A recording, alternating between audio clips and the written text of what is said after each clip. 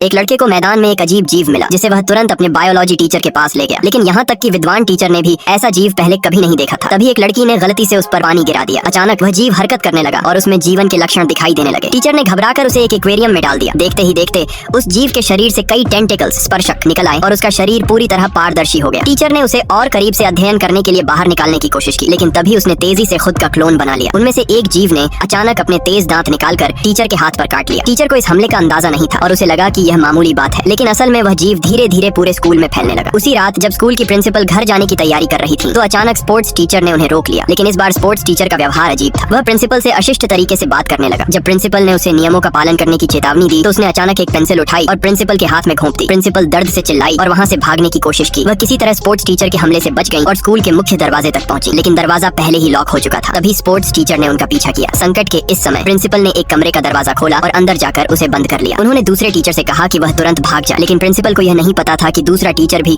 उसी अजीब जीव के प्रभाव में आ चुका था। अगले ही पल उस टीचर ने कैंची उठाई और प्रिंसिपल के सीने में घोंप दी। अगले दिन प्रिंसिपल स्कूल में वैसे ही आई जैसे कुछ हुआ ही न हो, लेकिन अब तक स्कूल के अधिकांश लोग उस अजीब जीव के नियंत्रण में आ चुके थे। अब सवाल यह है कि इस खतरे का सामना करते हुए वे इस समस्या से कैसे निकलेंगे।